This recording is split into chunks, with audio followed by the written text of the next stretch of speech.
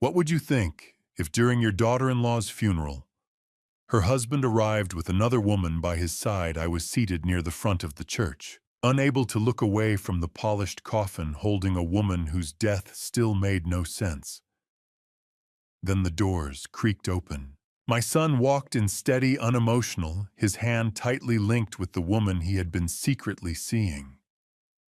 A wave of shock swept through the room, but no one there realized I had anticipated this moment. And when the screen lit up and the footage started, the silence shattered. In seconds, everything he tried to hide was exposed, and nothing would ever be the same again. I truly appreciate you being here and listening along. Before we move forward, take a moment to tell me, where are you tuning in from today? Share your city or country in the comments. It's always powerful to see how far these stories reach. One quick note before we continue. Parts of this story have been creatively adapted to support reflection and learning. Any similarities to real individuals or locations are coincidental, but the core message is shared with care and intention. Charles Patterson is what they call me, and 66 years have shaped every line on my face. 4 decades of my life went into constructing one of the East Coast's most trusted regional banking institutions. I've sat across from senators in rooms that smelled of old leather and expensive cigars, negotiated deals that could make or break entire companies, and signed documents that transformed dreams into reality or crushed them into dust. Yet none of that experience, none of those carefully honed instincts, could have prepared me for the storm that was about to tear through my life. My days now unfold in solitude within a 4-bedroom colonial that's far too spacious for one aging man. The house stands on Elderwood Avenue in that part of town, where wealth whispers rather than shouts, where landscape crews arrive like clockwork every Thursday, where silence settles over the streets after 9 p.m., like an unspoken agreement among neighbors. Ancient oak trees line the avenue, their branches forming cathedral arches overhead, silent witnesses to generations of joy and heartbreak.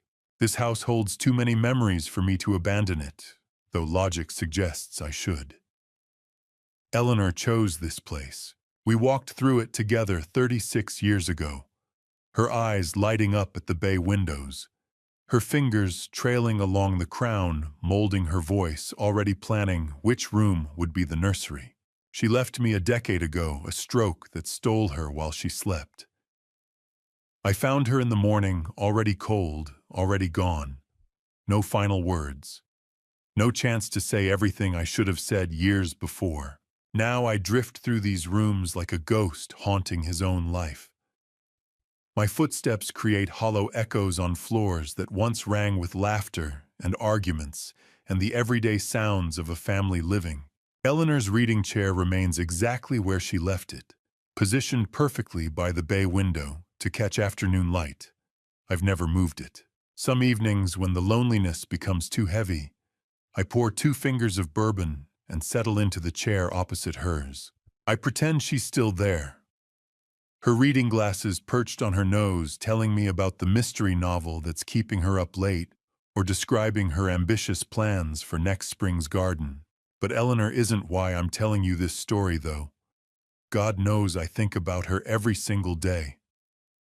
I'm here because of my son, because of what he did, because of what I had to do in response. Justin Patterson, 38 years old, my only child, my only legacy, the little boy who once begged me for bedtime stories about brave pirates discovering buried treasure. That innocent child vanished somewhere along the timeline of his growing up.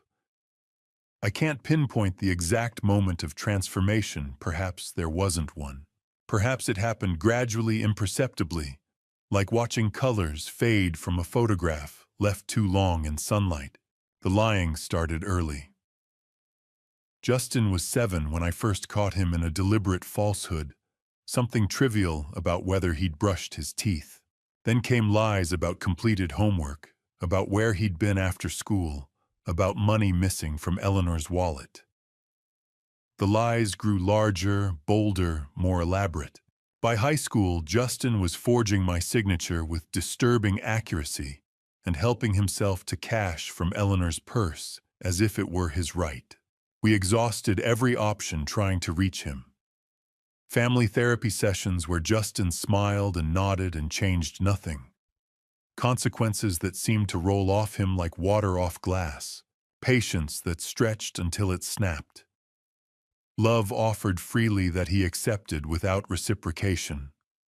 Nothing penetrated. He would look us directly in the eye and deliver lies with the casual confidence most people reserve for stating their own name. His college years were a catastrophe. 3 different universities, 3 dismissals. Not because Justin lacked intelligence, his mind was sharp, almost frighteningly so. He simply couldn't be bothered to attend classes or turn in assignments. Tuition money that should have funded his education instead bankrolled poker games and expensive dinners with friends who evaporated the moment his wallet ran dry. I rescued him financially more times than I care to count. Eleanor pleaded with me to stop, warned me I was enabling his worst instincts.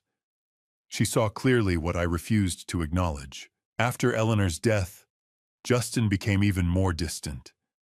He'd surface every few months with phone calls that always followed the same pattern: flattery, nostalgia, then the real reason for the call.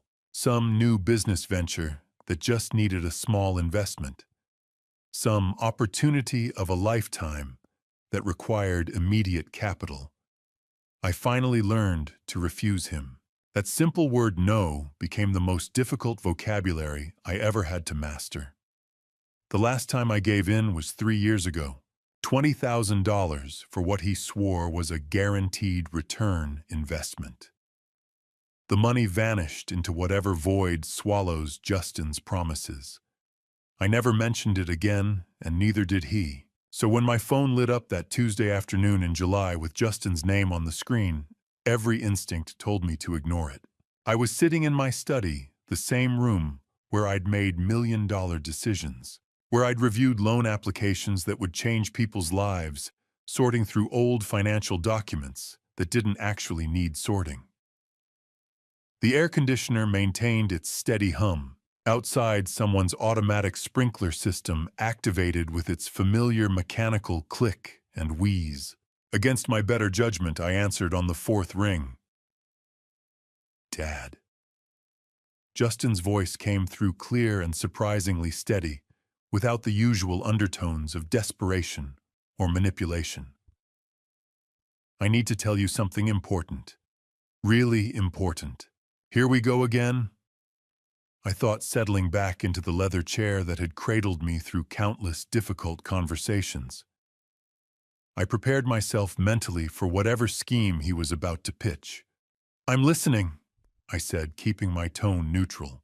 What came next caught me completely off guard. I got married, Justin said. 6 months ago. Her name is Madison. She works as a lawyer at a firm downtown. Dad, there's more. She's pregnant. We're expecting a daughter. We've already chosen her name, Lily. My spine straightened involuntarily. This wasn't the conversation I'd anticipated. Married. I repeated, struggling to process the information. Why am I only hearing about this now? Everything happened quickly. Justin explained, and I detected something unfamiliar in his voice, anxiety perhaps, or genuine remorse. But I'm calling now because I want to fix things between us. I want my daughter to know her grandfather. Madison is 7 months along, and Dad, I want to be better. I really want to be better this time. Those words, I want to be better, had echoed through our relationship like a broken record for decades. I'd heard them after every failure, every broken promise, every disappointment. But something felt different this time. Maybe it was the mention of a child, my grandchild, an innocent life that didn't yet exist. Or maybe I was simply an old man, weary from years of anger and disappointment, desperate for something to hope for. What do you need, Justin? I asked, though my voice had softened without my permission. I want to come home, he said quietly. Madison and I are struggling financially. The pregnancy has been expensive and her law firm doesn't pay much yet. She needs proper rest before the baby arrives. I was hoping we could stay with you temporarily, just until we stabilize. I know I have no right to ask after everything, but I'm asking anyway. Not for me, for Lily, for Madison. Everything I'd learned over 38 years of watching Justin manipulate and disappoint screamed at me to refuse.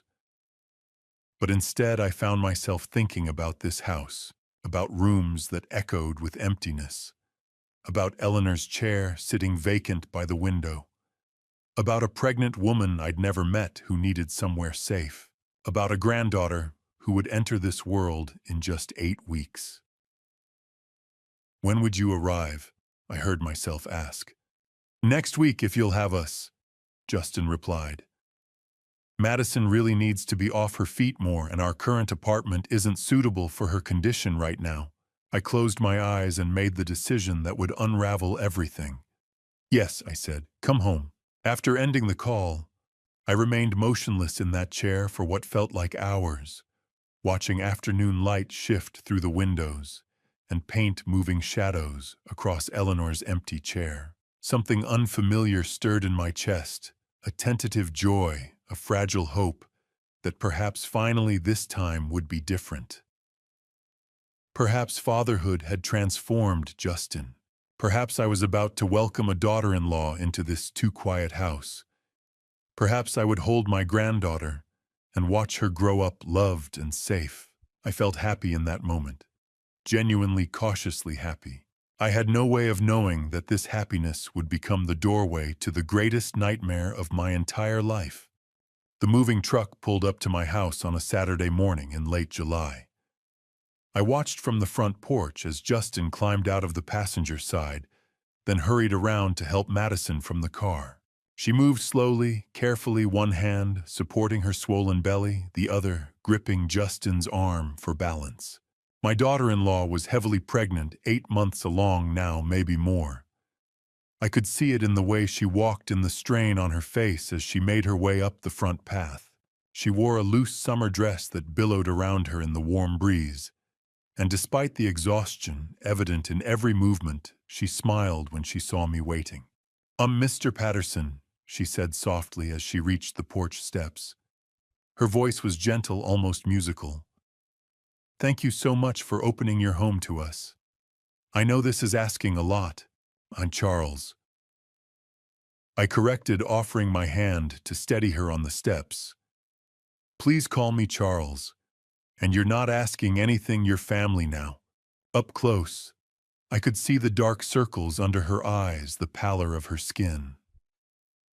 She looked tired in a way that went beyond normal pregnancy exhaustion. But when she smiled, her whole face lit up, and I felt something shift in my chest, a protective instinct I hadn't felt in decades. Madison Wells was 33 years old, a lawyer at a small firm downtown that specialized in family law. She had an intelligent face with thoughtful eyes, and there was a quiet strength about her that reminded me painfully of someone I'd lost long ago. My daughter Sarah, who died of scarlet fever when she was just 4. Madison had that same gentle determination, that same soft-spoken grace. Over the next few days, as Madison settled into the guest room on the second floor, I learned her story. She'd grown up in the foster care system, bouncing between homes until she aged out at 18. She'd put herself through college working as a waitress and a library assistant, then fought her way through law school on scholarships and student loans she was still paying off. "I don't have any family," she told me one afternoon. We were sitting in the kitchen. I was making chicken soup while she peeled carrots at the table, moving slowly, taking breaks to rest her hands on her belly. "No parents, no siblings. The state couldn't find any relatives when I was a kid, or if they did, nobody wanted me. You have family now," I said firmly. "You have me, and soon you'll have your daughter." Her eyes filled with tears. "That's kind of you to say." "I mean it," I told her. And I did.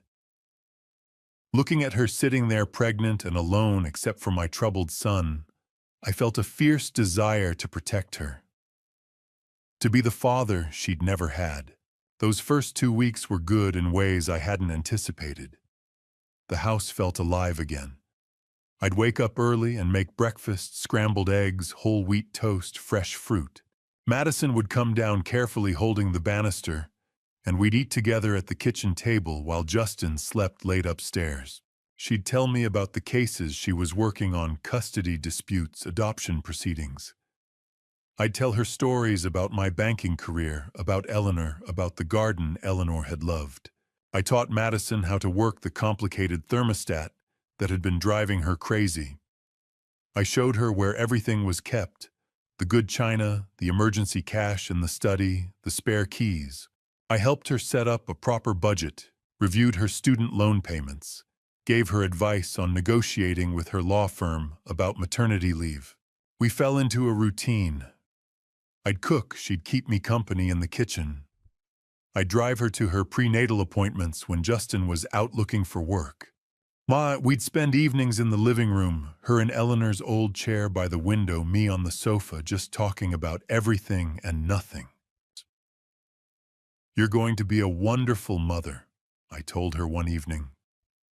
She'd been quiet, staring out at the garden where fireflies were beginning to appear in the dusk. "I hope so," she said softly. "I'm terrified I won't know how. I never had a mother to teach me." "You'll figure it out," I assured her. "And I'll be here to help. Your daughter is going to be very lucky." "Lily," Madison said, touching her belly gently. "We're naming her Lily, after Justin's grandmother and Eleanor's mother," I said, feeling emotion catch in my throat. She would have been honored. But as the days passed, I began to notice things that worried me. Madison wasn't just tired from pregnancy, she was getting weaker. She'd have to stop halfway up the stairs to catch her breath. She barely ate, pushing food around her plate and apologizing, saying everything tasted strange. Sometimes she'd grip the edge of the counter, suddenly her face going pale, and I'd see her fighting not to get sick. "It's just morning sickness," she'd say. "Though it's lasting all day now. The doctor says it's normal for some women, but it didn't seem normal to me." I'd seen Eleanor pregnant with Justin, and while she'd been tired and occasionally nauseous, she'd never looked like this, like she was fading away day by day. Madison began sleeping more sometimes, 12 or 14 hours a night. She'd apologize for being lazy, but I could see in her eyes that she couldn't help it. Her skin took on a grayish tint. Her hands trembled when she tried to hold a cup of tea. "Maybe you should see a different doctor," I suggested one morning after she'd barely touched her breakfast. "I have an appointment next week," she said. "I'm sure it's fine. First pregnancies are hard, that's all." Justin, meanwhile, had become a ghost in his own house. He'd leave early every morning, claiming job interviews or networking meetings. He'd come home late, go straight to the downstairs office, and lock himself in for hours. I'd hear him on the phone, his voice low and tense, but I could never make out the words. When he was around Madison, he seemed distant, distracted. He'd ask her how she was feeling in the same tone someone might ask about the weather. When she'd tell him about feeling sick, he'd nod and say, "That's normal for pregnancy," and change the subject. One night, I couldn't sleep. I went downstairs for water and saw light under the office door. I heard Justin's voice, sharp and urgent. "I told you I need more time." "No, she doesn't suspect anything. It's working exactly like you said it would." "Yes, I'll have the money by then, I promise." I stood there in the dark hallway, my heart pounding. Who was he talking to? What was working? What money? The next morning, I found Madison in the kitchen, leaning against the counter, tears streaming down her face. "Madison," I crossed to her quickly. "What's wrong? Is it the baby?" "I don't know," she whispered. Charles, I feel so weak. Something doesn't feel right. But Justin keeps saying it's normal, that I'm just being paranoid because it's my first baby. She looked up at me with frightened eyes. Am I being paranoid? I put my hand on her shoulder. No, I said quietly. You're not. That was when I knew something was very, very wrong. I just didn't know yet how wrong or how dark the truth really was. I didn't know then that these signs would lead me to a terrible truth, one that would force me to make choices I never imagined I'd have to make. By the second week of August, I started noticing things I should have paid attention to earlier. Small details that didn't add up. Patterns that formed a picture I didn't want to see. Madison was now in her 9th month, her due date just 2 weeks away. She should have been uncomfortable but glowing, tired but excited. Instead, she was deteriorating. Each morning when she came downstairs, moving slower each day, gripping the railing with white knuckles, she looked grayer, more exhausted, more like a shadow of herself. I found her in the bathroom one Tuesday morning, sitting on the floor with her back against the bathtub, unable to get up. She was crying softly, one hand on her swollen belly. I'm sorry, she whispered when she saw me in the doorway. I got dizzy. Everything started spinning and I couldn't stand anymore. I helped her to her feet, steadied her as she swayed. We need to call your doctor. Justin says it's normal, she said quietly. He says it's just the stress of late pregnancy, that my body is exhausted from carrying the baby, that I need to rest more. What do you think? I asked, looking into her eyes. She hesitated, then said in a voice barely above a whisper, I think something is very wrong. That afternoon I started watching more carefully. Not just watching Madison, watching Justin. I noticed how he'd appear in the kitchen every morning with a glass of water and Madison's prenatal vitamins. Don't forget these, he'd say, placing 2 pills in her hand, one large, one small. Doctor's orders. But one morning, I saw him in their bedroom before Madison woke up. The door was cracked open, and through the gap, I watched him open a small wooden box on the dresser. Inside were 2 types of pills. He took one from each bottle, dropped them in his palm, then closed the box quickly and slipped it into his pocket. Why would he keep her vitamins in a box in his pocket instead of leaving them in the bathroom cabinet where medications belonged? I began paying attention to the pills themselves. The prenatal vitamin was large and oval, a standard drugstore brand. But the other pill, the small white one, was perfectly round, unmarked, different from anything I'd seen Madison take before they moved in. On Wednesday, I found myself alone in their bedroom, while Justin was out and Madison was napping downstairs. I shouldn't have looked. I knew it was wrong. But something in my gut, the same instinct that had helped me spot fraudulent loan applications and dishonest business partners during my banking career, told me I needed to know. The wooden box was in Justin's nightstand drawer, hidden under a stack of papers. Inside were 2 prescription bottles. One was Madison's prenatal vitamins, labeled clearly with her name and her doctor's information. The other bottle was unmarked, just a plain amber container with no label at all, filled with small white pills. I took a photo of the pills with my phone, my hands shaking slightly. Then I put everything back exactly as I'd found it. That evening, I heard Justin in the downstairs office again. The door was locked, but his voice carried through the old wood. I stood in the hallway, barely breathing, and listened. I told you it's working, he said, his voice low and urgent. She's getting weaker every day. No, she doesn't suspect anything. She thinks it's just the pregnancy. The policy is worth $2.8 million. That's more than enough to cover everything I owe you, and then some. Yes, I'll have it within a month, I promise. My blood ran cold. Policy $2.8 million. The next morning I saw papers on Justin's desk when he left the room to take a phone call. I shouldn't have looked at those either, but I did. They were life insurance documents, a policy on Madison's life dated 6 months ago, shortly after they'd gotten married. Justin was listed as the primary beneficiary, $2,800,000. I stood there staring at those papers, my mind racing through possibilities, trying to find an innocent explanation. People took out life insurance policies all the time. It was responsible, especially with a baby coming.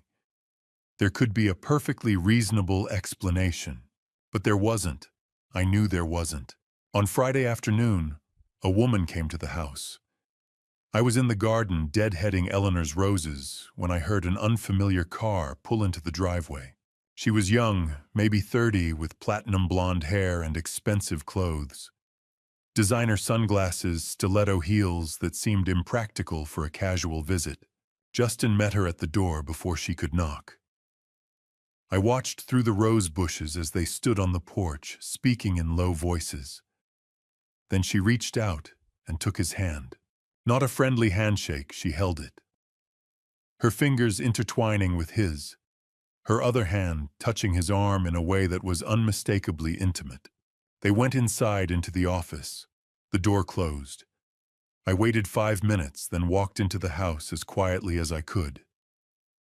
Through the office door, I could hear their voices. "How much longer?" the woman asked. "Soon," Justin replied.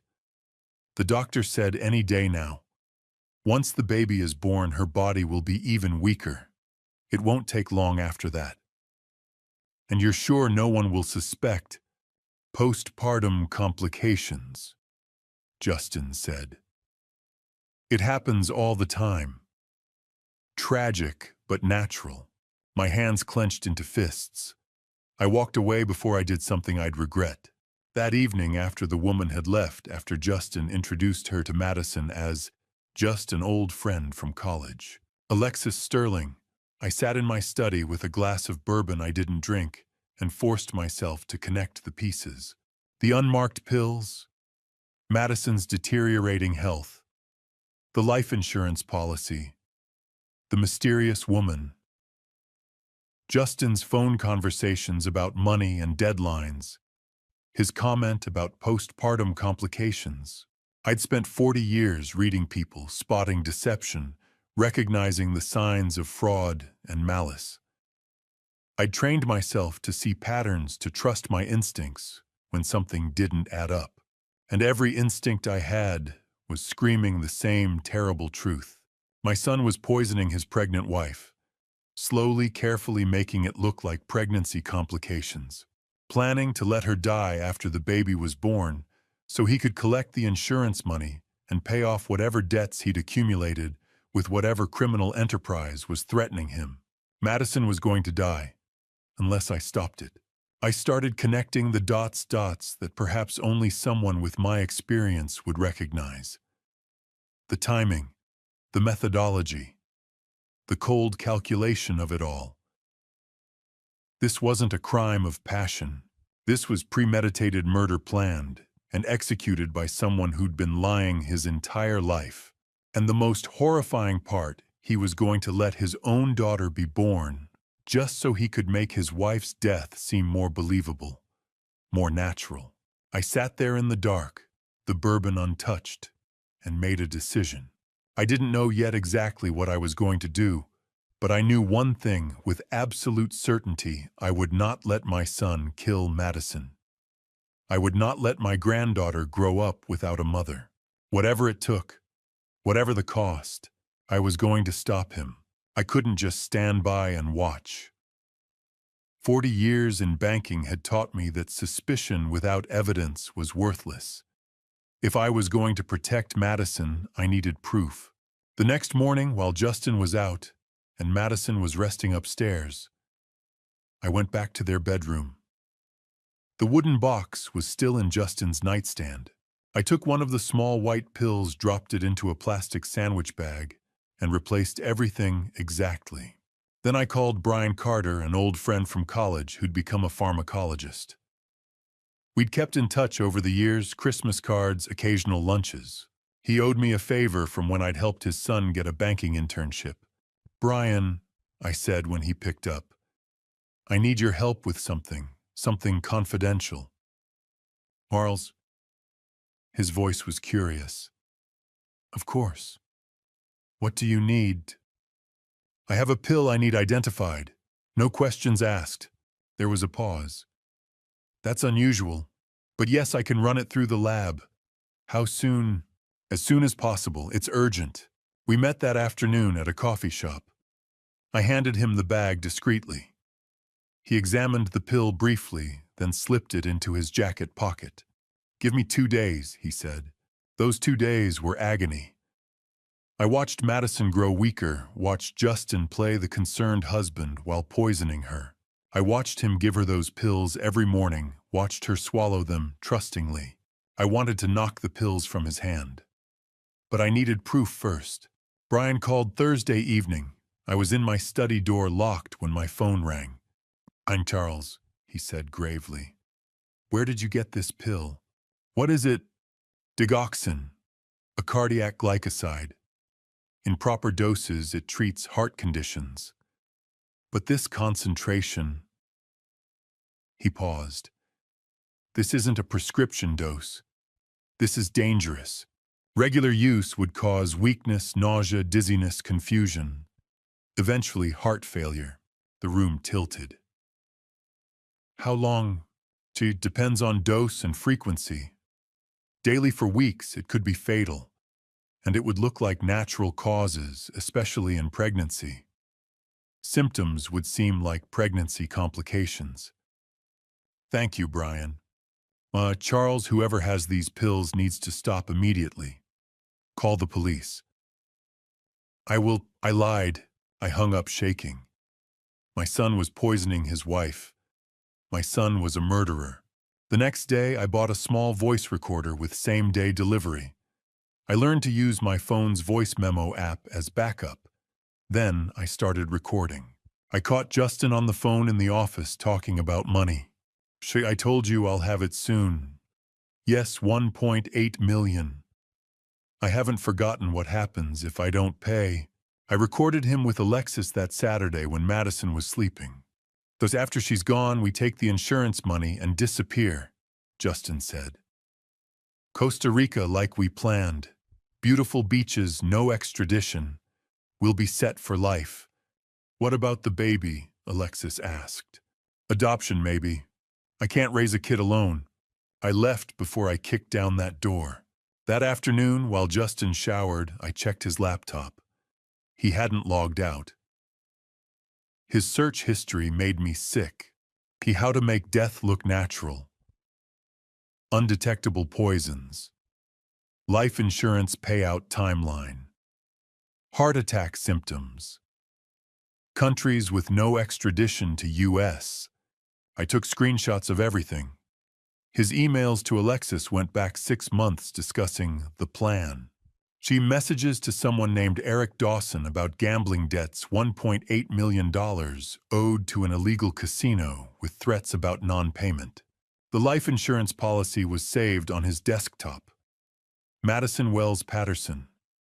Beneficiary Justin Patterson. Amount $2,800,000. Effective date February 2023, 2 months after their marriage. The timeline crystallized. Justin had married Madison, gotten her pregnant, taken out massive life insurance, then started poisoning her slowly. He'd calculated everything, waiting until late pregnancy, when symptoms would seem normal, planning to kill her after birth, when death would be attributed to postpartum complications. He'd researched hospitals with high maternal mortality rates, doctors likely to sign death certificates without demanding autopsies. My son had planned murder with the cold precision I'd once used for business acquisitions. I compiled everything. Brian's pill analysis, the recordings, screenshots, insurance documents. I put it all in a laptop folder, backed it up to a thumb drive, and locked the drive in my safe. Then I sat with bourbon I couldn't drink and tried to figure out what to do. I could go to the police, show them everything. They'd arrest Justin. Madison would be safe. But Justin was my son, Eleanor's boy. Police meant prison for attempted murder. Our family name in newspapers. The shame. Destroying what remained of the family Eleanor and I had built. And Madison would know her husband tried to kill her. The father of her child was a monster. She'd have to testify, relive every betrayal. She was about to give birth, the stress could harm her and the baby. But if I didn't go to the police, Madison would die. I knew the truth now. I had evidence, but I didn't know what to do with it. I only knew one thing: I couldn't let this happen. I couldn't let Justin kill Madison and his daughter's mother. Whatever I decided, I had to decide soon. Madison's due date was in 5 days. Once the baby was born, Justin's timeline would accelerate. He'd increase the dose. Madison would worsen. Before anyone could figure it out, she'd be gone.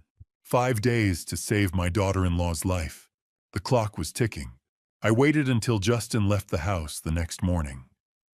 He kissed Madison's forehead, murmured something about job interviews, and walked out like a devoted husband. The performance made my stomach turn. The moment his car disappeared down Elderwood Avenue, I went upstairs to the guest room. Madison sat by the window, one hand resting on her swollen belly. She looked exhausted, pale, fragile in a way that frightened me. When she saw me, she tried to smile. "Charles," she said softly, "good morning." "Madison," I replied, keeping my voice calm. "I need you to come downstairs with me. There's something important we need to talk about." Something in my tone must have reached her. Her eyes widened. "Is it the baby? Did I do something wrong?" "No, sweetheart. Nothing like that. But it matters. Can you come down?" She nodded and let me help her stand. We moved slowly down the stairs, her hand gripping the railing. I settled her into Eleanor's old chair by the bay window, added the ottoman so she could raise her feet, then sat across from her, hands clasped. "Madison," I began, then stopped. "How do you tell someone their husband is trying to kill them?" "Charles," she whispered, "you're scaring me. I know, and I'm sorry. But you need to listen carefully. I know you're being poisoned. I know Justin is trying to kill you." All color drained from her face. She stared at me in silence, then began to shake. Tears spilled down her cheeks. "You know," she gasped. "You actually know." I knelt beside her and took her freezing hands. "You suspected," I said gently. She nodded, breaking. "I thought I was imagining things. Pregnancy hormones. But I feel like I'm dying. Every day I'm weaker. Justin keeps telling me it's normal, that I'm just stressed." She looked at me terrified. "It's not normal, is it?" "No, it isn't." She wiped her face. 2 months ago, I got worse. The doctor said the tests were fine. Then I noticed Justin always gave me my vitamins, every morning. If I said I'd take them later, he got upset, insistent. "Did you question him?" "Once. He got cold, said I was ungrateful, made me feel guilty. That's when I knew something was wrong." She sobbed. But I had no proof, and I was scared. Of what? Of him. Of losing Lily. He controls all the money. If I accused him, he'd take her. The courts would believe him. Her voice shook. "I'm scared I'm running out of time. The baby's due soon. What if I die giving birth? What if Lily grows up thinking I abandoned her?" "Stop," I said firmly. "You are not going to die. Lily will not lose her mother. But how? Because you're my daughter now. Lily is my granddaughter. I will protect you both with everything I have." She stared at me, stunned. Then hope flickered. "I have proof," I said. "The drug is digoxin. I had the pills tested. I have recordings of him planning this with his mistress. I have evidence of debts and insurance policies." Her hand flew to her mouth. "Alexis." "Yes." She closed her eyes. "I knew it. He's been planning this for at least 6 months. She sobbed, collapsing forward. I held her until she could breathe again. Why, she whispered. Why would he do this? Money. He owes 1.8 million. Your policy is worth 2.8. He planned to run. Silence stretched between us. What do we do? She asked. I have a plan.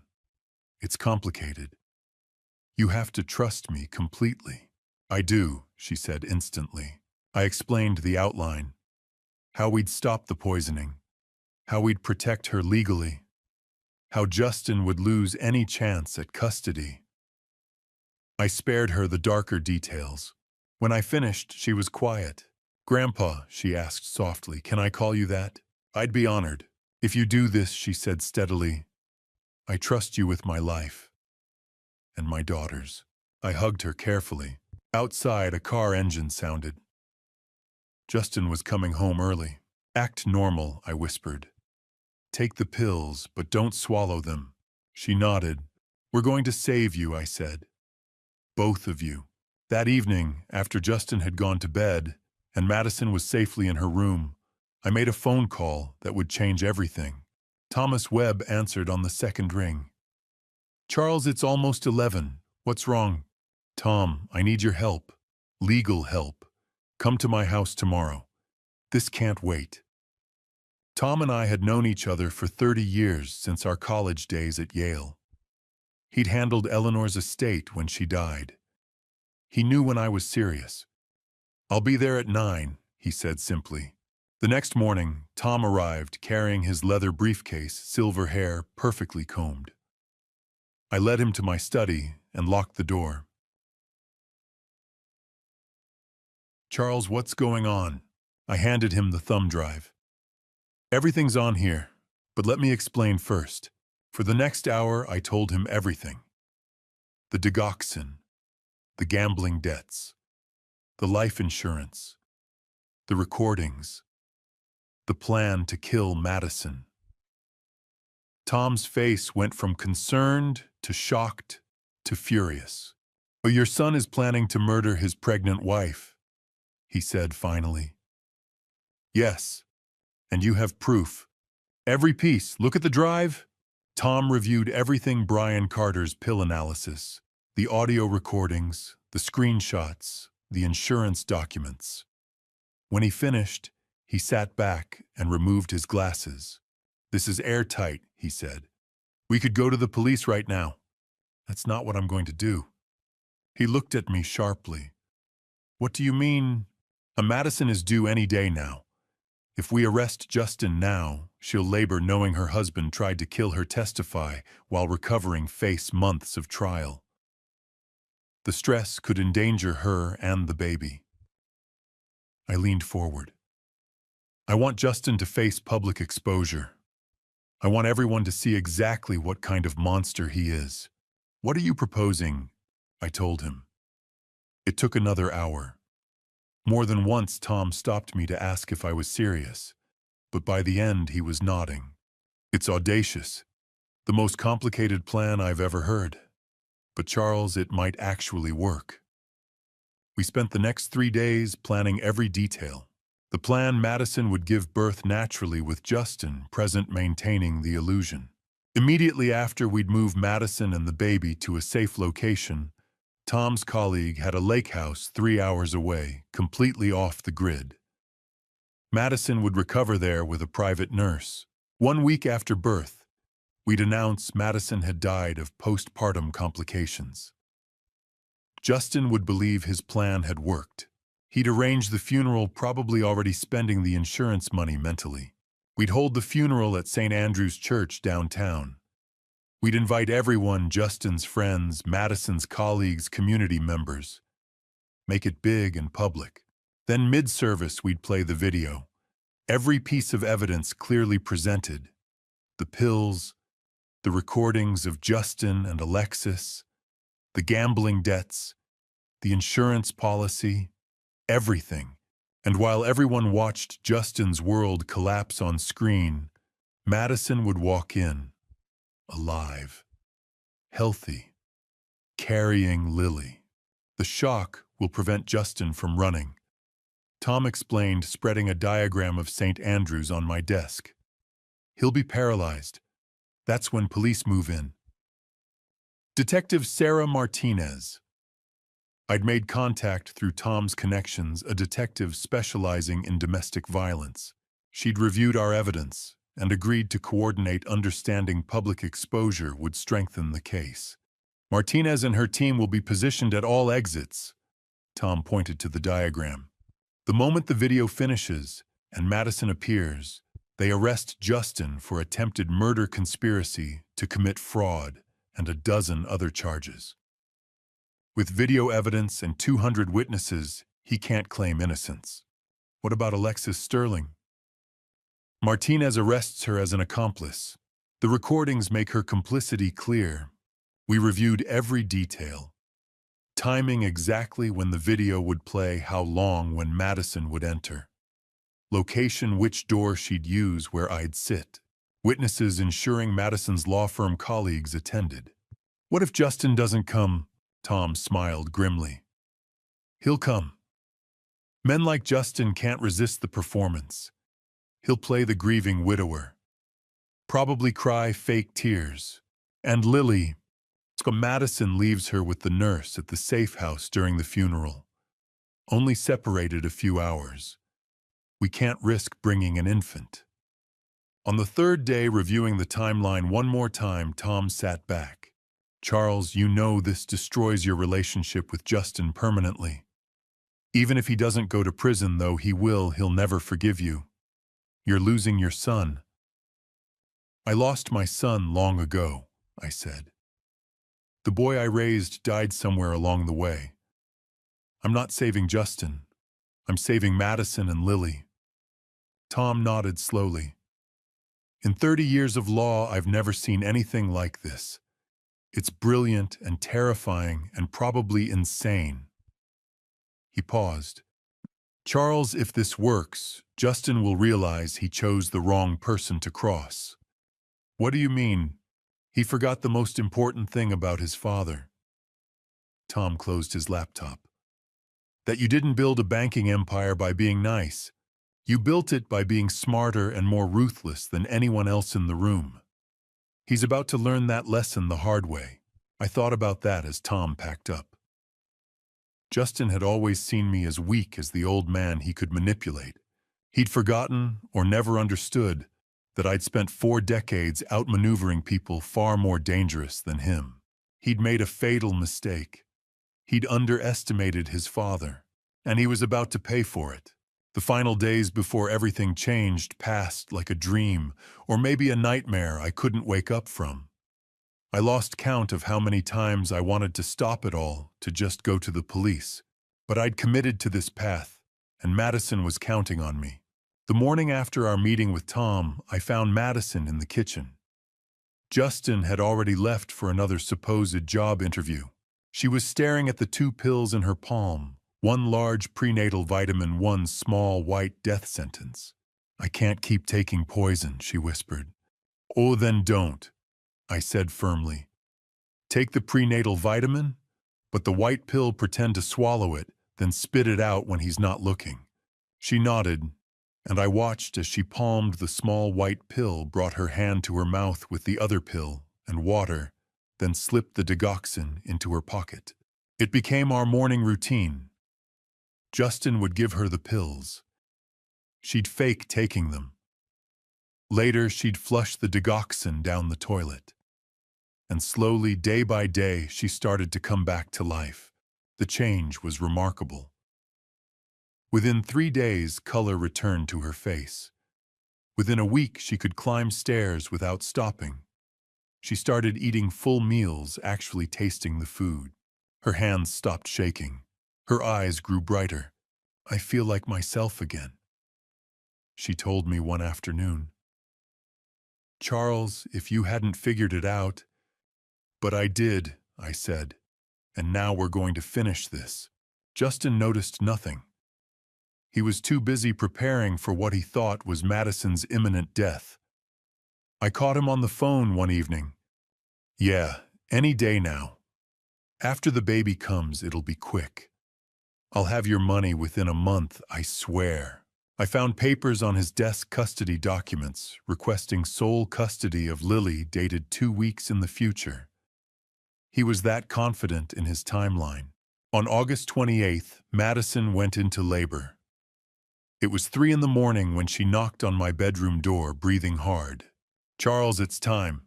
I got Justin up, and we rushed her to Mercy Hospital downtown. The labor lasted 14 hours. Tom met me in the waiting room, and together we coordinated the next steps. At 5:47 p.m., Lily Eleanor Patterson was born. 6 pounds 4 ounces. Perfect. When the nurse let me into the room, I saw Madison holding her daughter for the first time, tears streaming down her face. Justin stood in the corner looking at his daughter with an expression I couldn't read. Not love. Maybe calculation. Maybe already thinking about explaining away a motherless child to his new life in Costa Rica. "She's beautiful," I said, touching Lily's tiny hand. "She is," Madison whispered, then looked at me with frightened eyes. "Are we really doing this?" I nodded. "Tom's waiting outside. When you're ready."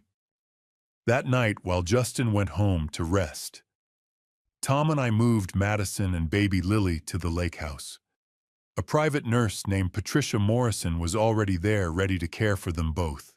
Madison cried as we drove away, holding Lily close. "This is the hardest thing I've ever done," she said. I know, but in 4 days it'll all be over, and you and Lily will be safe." We left her at the lake house, beautiful, isolated, surrounded by pine trees and water. Patricia would stay with them, ensure both mother and baby were healthy. Madison would wait. I returned to the city alone, my heart heavy, but my resolve firm. The next morning, I called Justin to the hospital. The doctor, Dr. Sarah Mitchell, who Tom had briefed, delivered the terrible news. "I'm so sorry, Mr. Patterson. Your wife developed a pulmonary embolism overnight.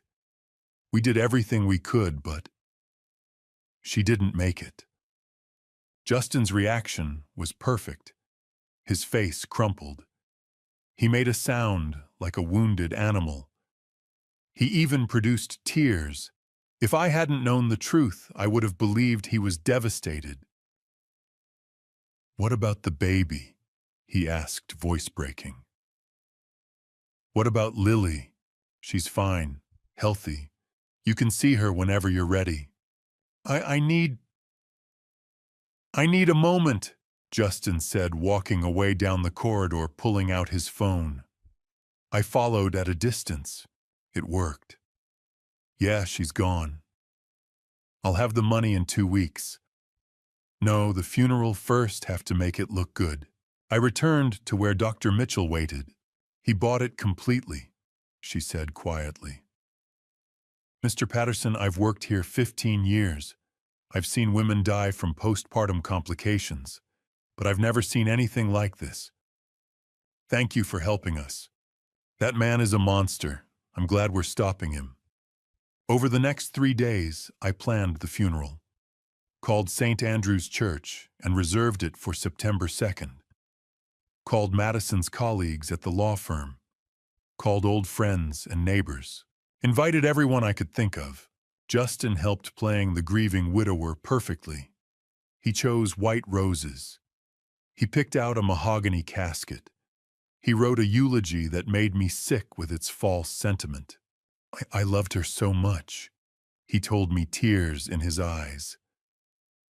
"I don't know how I'll go on without her." I wanted to hit him. Instead, I patted his shoulder. "You'll get through this. We all will." The night before the funeral, I couldn't sleep. I sat in my study, looking at the video file on my laptop, the one that would play tomorrow, exposing everything. Tom had done brilliant work editing it together. Every piece of evidence clearly presented. Undeniable. I went upstairs and stood in the doorway of Madison's empty room. Tomorrow she'd be back here. With Lily. Safe.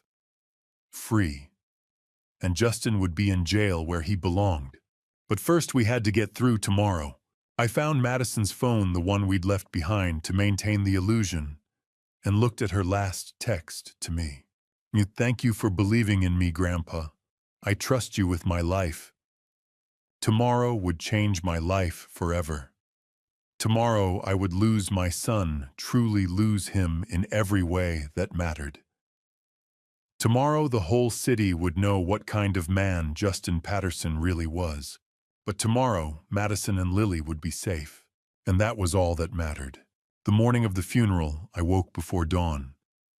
I hadn't slept, just lay in bed, watching darkness give way to gray light. At 5:30, I gave up and got out of bed. I showered, shaved, and dressed in the black suit I'd worn to Eleanor's funeral. Standing in front of the mirror, adjusting my tie, I looked at the man staring back. 66 years old. Gray hair. Deep lines around tired eyes. Today, you protect the people you love, I said quietly to my reflection. I arrived at St. Andrew's Church at 8:30. The Gothic cathedral built in the 1890s could hold 400 people. Today, we'd have about 200. Tom was already there coordinating with church staff. He walked over when he saw me. Everything's in place, he said quietly. The video is ready. Detective Martinez and her team are positioned outside. Madison is 20 minutes away with Patricia. By 9:30, guests started arriving. Madison's colleagues from the law firm came in groups looking genuinely sad. Several were already crying. Neighbors arrived. Old friends, community members. They filed into pews, speaking in hushed tones. I sat in the third row right side where I could see everything. The mahogany casket was positioned at the front, polished to a mirror shine with brass handles. On a small table beside it sat a large framed photograph of Madison smiling, wearing a blue dress. She looked happy, alive, beautiful. White roses surrounded the casket, dozens of them. The organ began playing softly. People settled into their seats. I checked my watch. 9:55. Then the main doors opened. Justin walked in, and the entire church seemed to hold its breath. He wore a perfectly tailored black suit. His face, pale eyes, slightly red, as if he'd been crying. He walked slowly, deliberately, as if every step was painful. And beside him, her arm linked through his, was Alexis Sterling. She wore a black Chanel dress, black heels clicking on stone floors, oversized sunglasses hiding half her face. Her platinum blonde hair was pulled back in a sleek chignon. As they walked down the center aisle toward the front pews, Justin reached out and took Alexis's hand. Their fingers intertwined. She squeezed his hand. He squeezed back. Neither of them looked sad. Justin looked relieved. Alexis looked almost bored. The whispers started immediately. Is that his wife's funeral? Who's the woman? Are they holding hands? That's completely inappropriate. People pulled out phones, taking photos, recording video. One of Madison's colleagues, a woman named Jennifer Rodriguez, stood up and said loudly, "Are you kidding me right now?" Justin looked in her direction with what he probably thought was wounded expression, but came across as annoyance. He and Alexis took their seats in the front row directly across from me. I could see them clearly. Justin still held Alexis's hand. She leaned close to whisper something, and he smiled, actually smiled, before catching himself and rearranging his face. My hands clenched into fists. I'd known my son was capable of terrible things. I'd seen the evidence. But seeing him here at his wife's funeral, holding his mistress's hand, barely bothering to fake grief, it took every ounce of self-control not to stand up and expose him right then. But we had a plan, and the plan required patience. Father David walked to the front and raised his hands for silence. The organ music faded. People settled back, the whispers continued. We are gathered here today to mourn the loss of Madison Wells Patterson, a young woman taken from us too soon. I barely heard the words. I was watching Justin, watching how he stared straight ahead, jaw tight, hand still holding Alexis's. Watching how he didn't cry, didn't even seem upset. Just waiting for this performance to be over so he could move on with his life. I looked at my son sitting in the front row of his wife's funeral, holding his mistress's hand, and I knew, absolutely knew, that I'd made the right choice. This man was not my son anymore. My son had died long ago if he'd ever existed at all. This was a stranger, a monster, and I felt no regret for what I was about to do to him. Not anymore. Looking at him now, seeing him not just unremorseful, but practically triumphant, I knew I was doing the right thing. Madison deserved justice. Lily deserved to grow up safe. And this man deserved to face the consequences of what he'd done. The service continued, but I wasn't listening. I was counting down the minutes until everything changed, before I reveal what unfolded inside St. Andrew's Church. Let me ask you this. Could you sacrifice your relationship with your own flesh and blood to rescue someone else's future? Share I would if you stand with my decision. Or I couldn't if you believe family loyalty comes first. Your perspective helps me know this story matters. Fair warning, parts of this account have been adapted to maximize impact and learning. If that's not for you, no judgment, you can stop here. Father David's voice had been droning on for nearly 20 minutes, speaking about God's mysterious plans, about peace in heaven, about how Madison was in a better place now. And so we commend Madison's soul to the Lord. Father David said, his hands raised. May she find eternal rest, and may her daughter Lily grow up knowing her mother's love. Let us pray. Excuse me, Father. The voice cut through the church. Thomas Webb stood up from his seat in the fourth row, his silver hair catching the stained glass light. Father David paused, looking confused. I'm sorry, but the service isn't... Can I apologize for the interruption, Father? Tom said, his voice carrying with authority. But before we conclude, there's something that must be shown. Something Charles Patterson has asked me to present. Murmurs rippled through the crowd. Justin's head snapped up, his eyes narrowing. Alexis leaned over to whisper something, but Justin shook his head sharply. Tom walked to the front, pulling a small remote from his pocket. What you're about to see is a video statement from Charles Patterson, Madison's father-in-law. I ask that you watch it in its entirety. This is highly irregular, Father David began. I understand, Father, but this is necessary. He pressed a button. A massive screen descended from the ceiling. The lights dimmed. The screen flickered to life, and there I was. I'd recorded the video 3 days ago in my study. I sat in my leather chair wearing this same black suit. My face was serious, my voice clear. My name is Charles Patterson, my recorded voice said. I am the father of Justin Patterson and the grandfather of Lily Patterson. I am here today to tell you the truth about what happened to my daughter-in-law, Madison Wells Patterson. Whispers grew louder. Justin stood up suddenly, but Tom moved quickly, positioning himself near the aisle.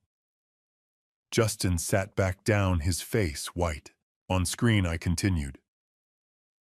Madison did not die of natural causes.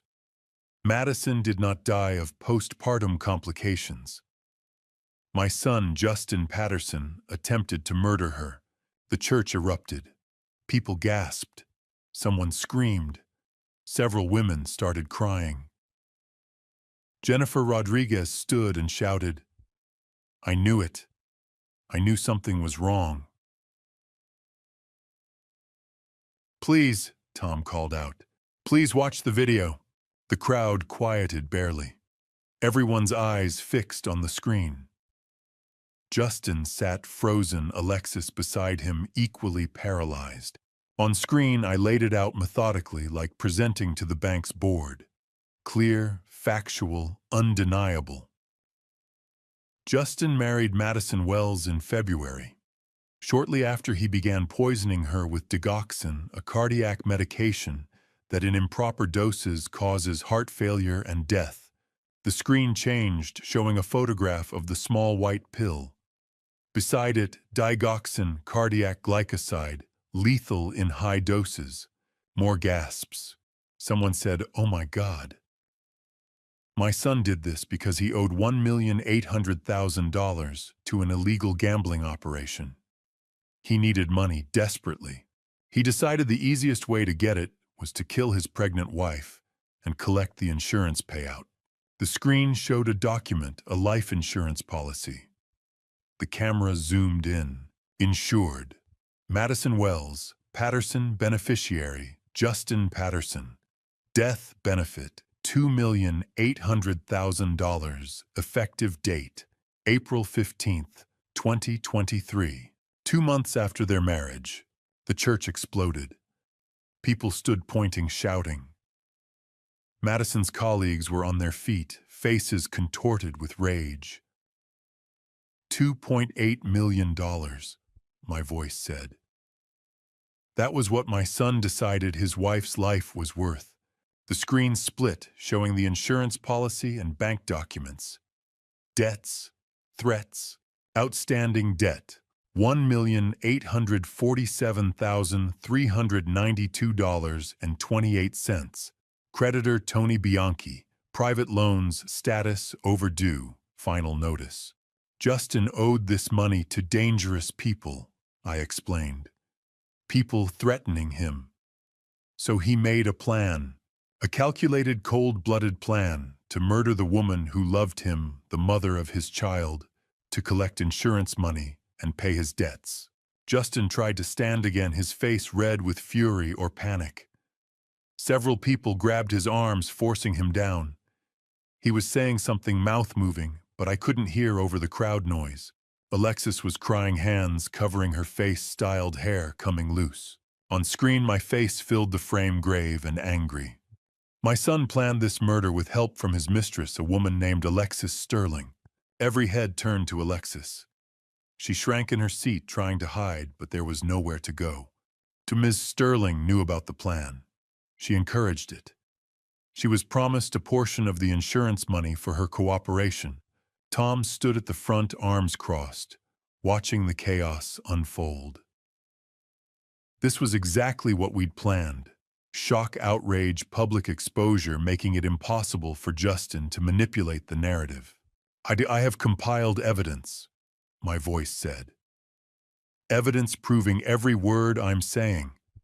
Evidence that will be presented in full.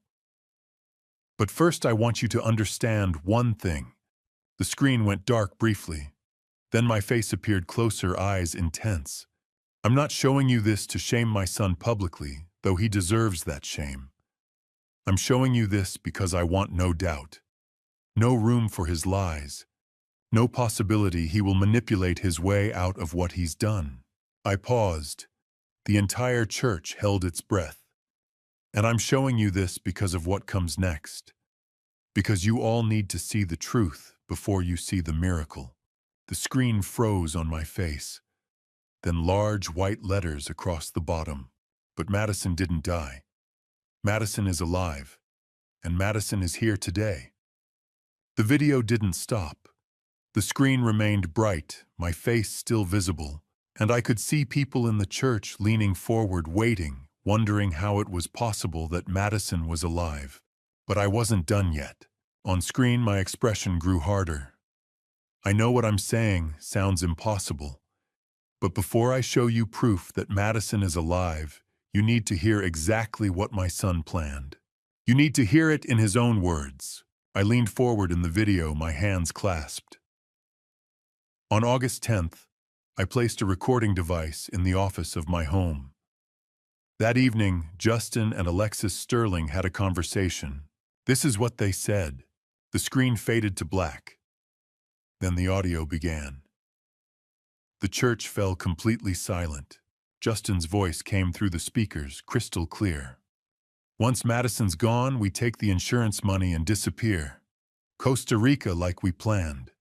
Beautiful beaches, no extradition treaty. We'll be set for life. Then Alexis's voice, smooth and calculated. And you're sure no one will suspect? Postpartum complications. Justin replied casually, like discussing dinner plans. It happens all the time. Her body's already weak from the medication. After the baby comes, I'll increase the dose. She'll get worse, develop what looks like heart failure, and then it'll be over. Natural causes. The doctor will sign the certificate without question. What about the baby? Alexis asked. Adoption, probably. I can't raise a kid on my own. Maybe Charles will take her. Either way, she's not my problem. The coldness in his voice, talking about his own daughter, like she was an inconvenience, talking about his wife's fate like it was a business transaction. It made the entire church gasp. I watched as people turned to look at Justin. His face had gone from white to gray. Alexis was shaking her head, mouthing, "No, no, no." The audio continued. Alexis.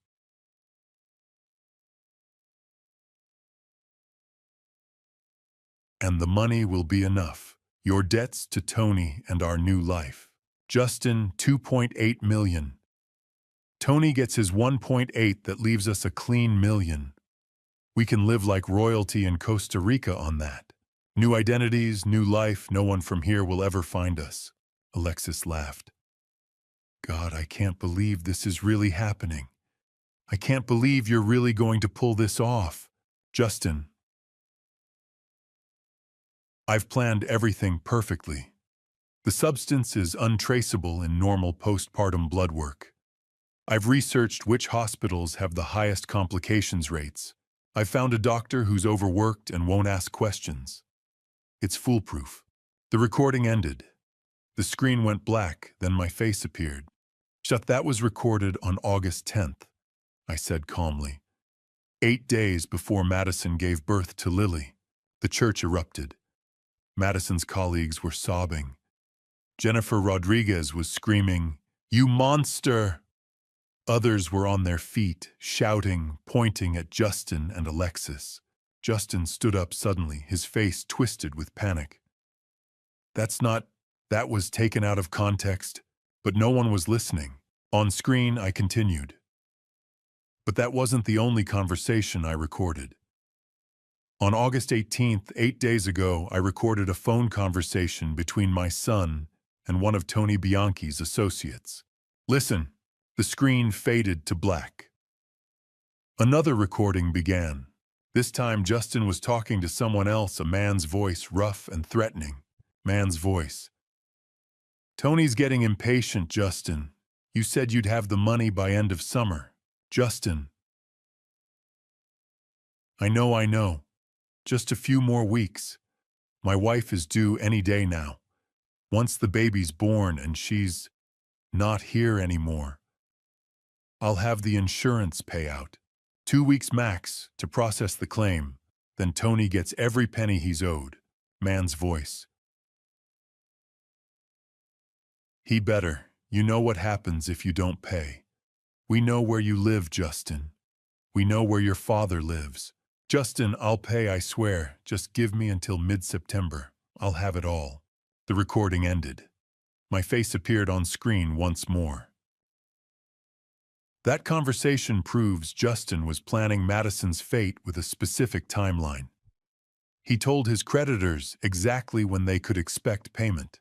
The church was pandemonium now. People crying, shouting. Several men from Madison's law firm were trying to push toward Justin. Tom had to step in front of them, arms raised. "Please," Tom shouted, "let the video finish." But Justin wasn't waiting.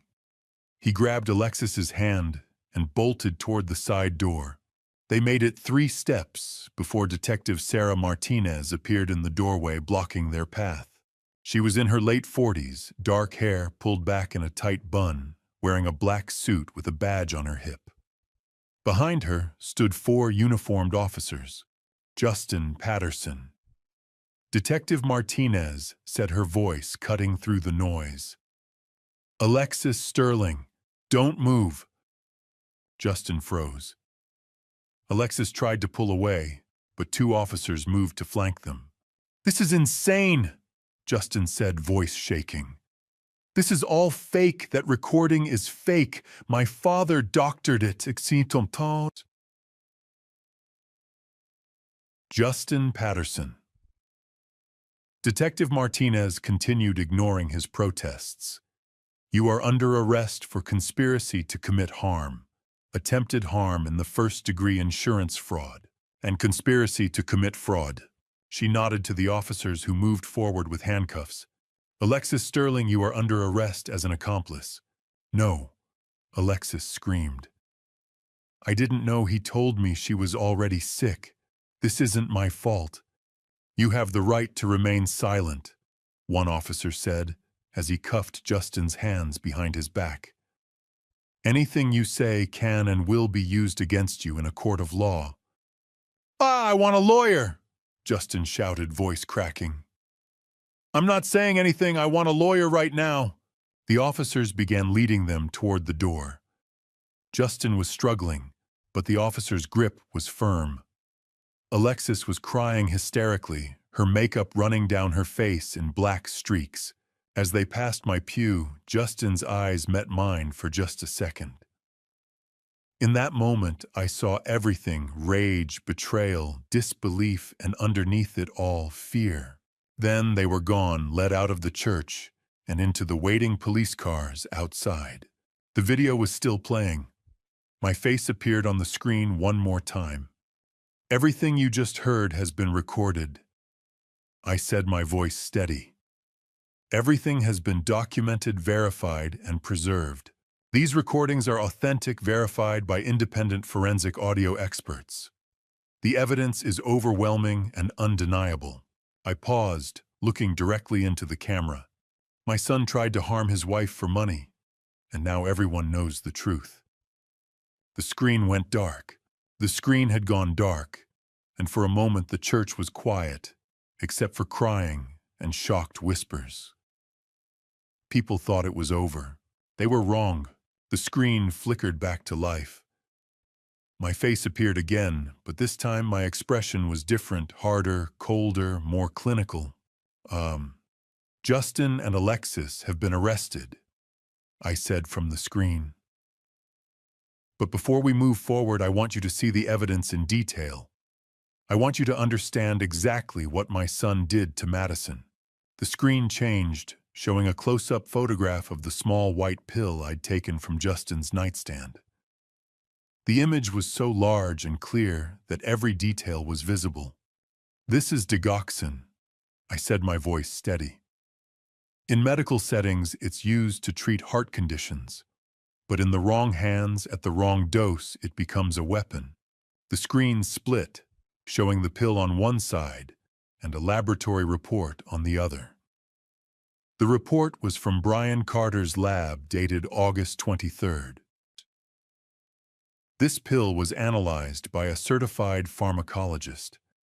The concentration of digoxin in this single tablet is 500 micrograms, 5 times the normal therapeutic dose. If someone without a heart condition were to take this daily, the cumulative effect would be devastating.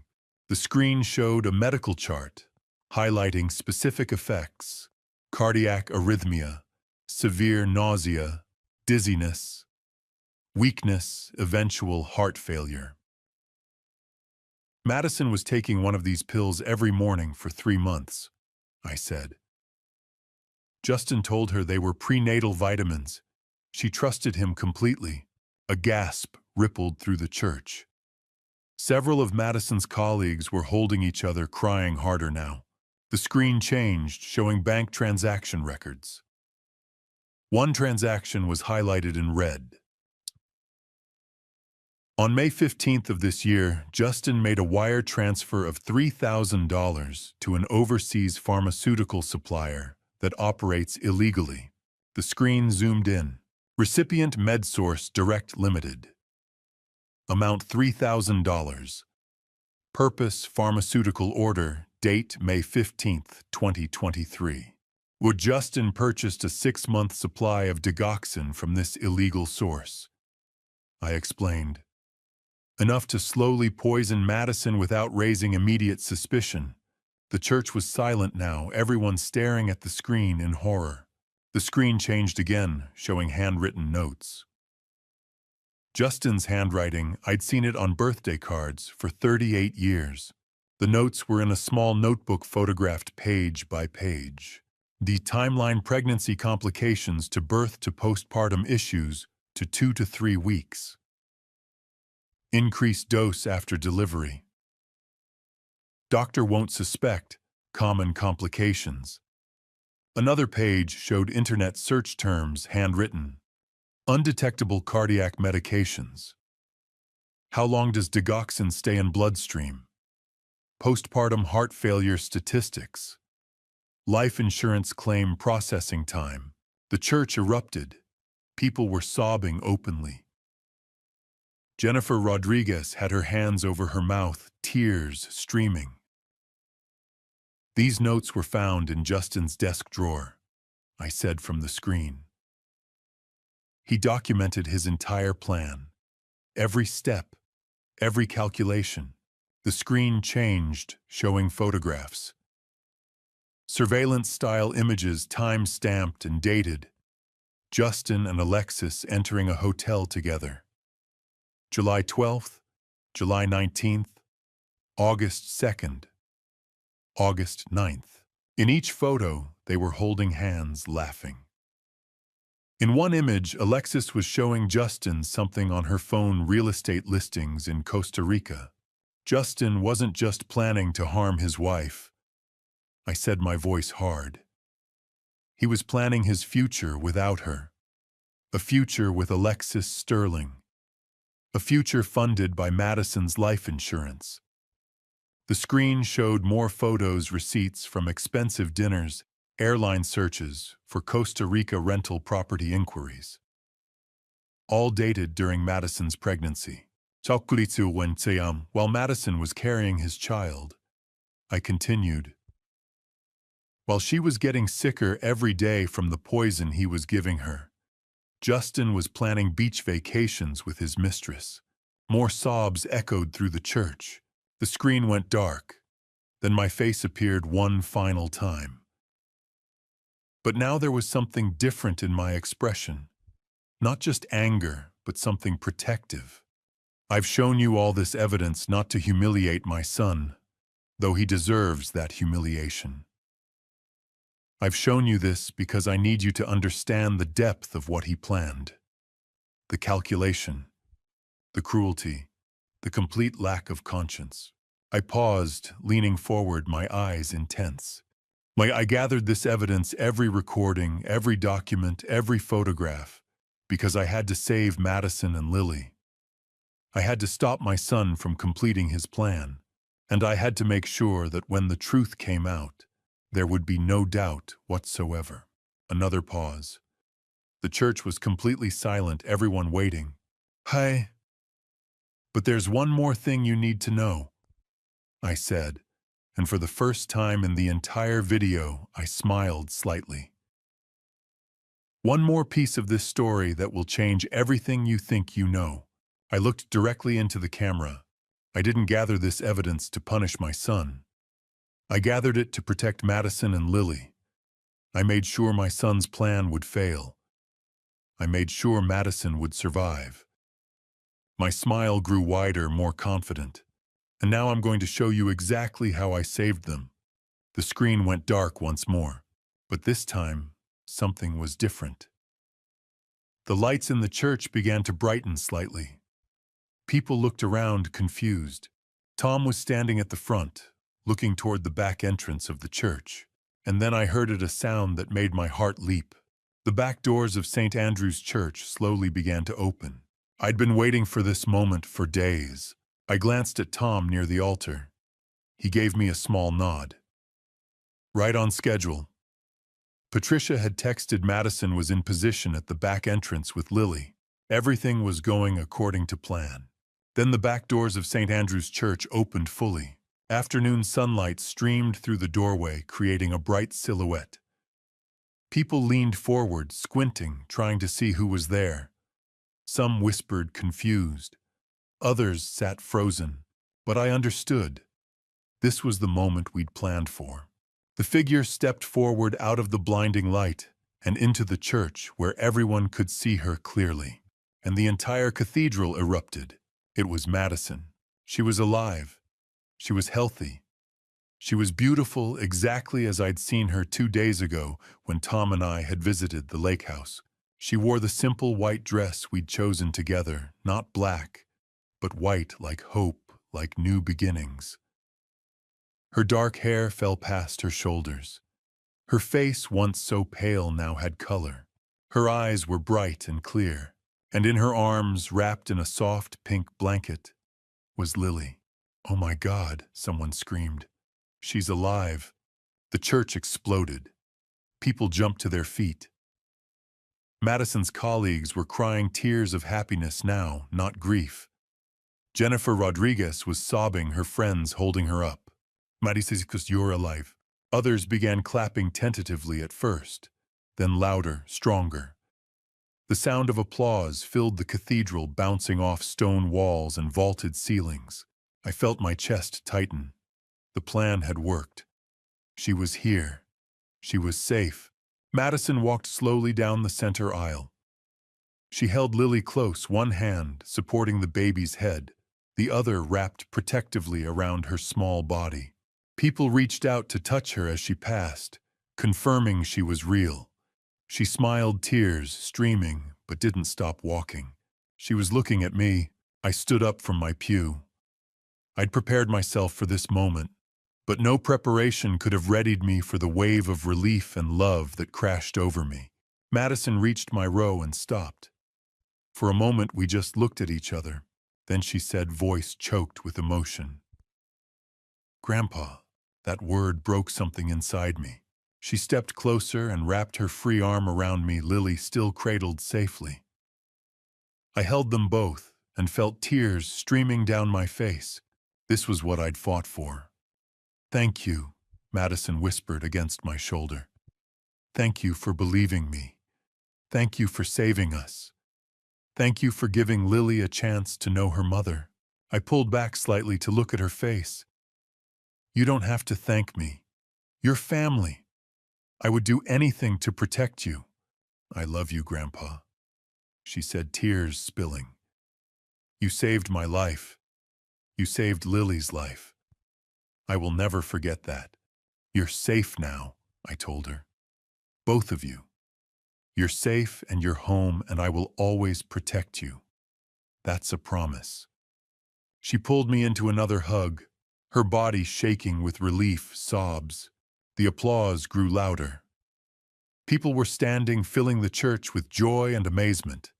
Some crying, some laughing, some both. Tom appeared beside us, smiling. "Well done, Charles. You magnificent bastard, you actually pulled it off." I laughed through my tears. "We pulled it off.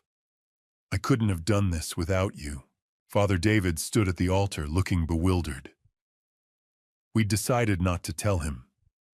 He was staring at Madison like he was seeing a resurrection. Madison's colleagues surrounded us, pulling her into hugs. They all wanted to see Lily, to hold the baby they'd thought would grow up motherless. "What, is she really okay?" Jennifer kept asking, touching Madison's face. "You're really okay? You're not sick anymore?" I'm fine," Madison said, laughing through tears. "I stopped taking the pills 3 weeks ago. Once the poison was out of my system, I started recovering. Charles figured it out just in time." Justin was actually poisoning you," Jennifer said, voice shaking with fury. "I know," Madison said quietly, hand tightening around Lily. "But he didn't win." We did. I watched the scene unfold. Madison surrounded by people who loved her. Lily being passed carefully, so everyone could see she was healthy and perfect. The church that had been filled with mourning, now filled with celebration. The transformation was complete. What had been a funeral an hour ago, dark, somber, filled with grief and horror, was now a celebration of life, a celebration of survival, a celebration of justice. I had won. Madison was alive and healthy. Lily was safe. Justin was in custody and would face justice. Alexis was arrested as his accomplice. The truth was exposed, documented, and undeniable. But as I stood watching Madison smile and laugh, I felt something complex settling in my chest. Something bittersweet I hadn't fully anticipated. My son was gone. Not deceased, but gone in every way that mattered. I'd watched him being led away in handcuffs. I'd seen the hatred in his eyes. Whatever relationship we'd had, whatever hope I'd held that he might change, that was destroyed now. Irreparable. Eleanor would have been heartbroken. She'd always believed Justin could be saved, that underneath all the lies there was still the little boy who'd climbed into her lap for bedtime stories. But I'd learned the truth. That little boy was gone. Maybe he'd never really existed. Maybe I'd just wanted to believe in him so badly that I'd invented a version of my son that had never been real. Madison caught my eye across the crowd and smiled, full of love and gratitude and hope. Then she mouthed 2 words, "Thank you." I nodded, managing a smile back, even as I felt the weight of what I'd sacrificed. I had won. Madison and Lily were safe. Justice would be served. But the victory didn't feel quite the way I'd imagined it would. The celebration continued around me, people laughing, crying, hugging, Madison cooing over baby Lily. But I found myself drifting toward the side of the church, toward one of the tall, stained glass windows that looked out onto the street.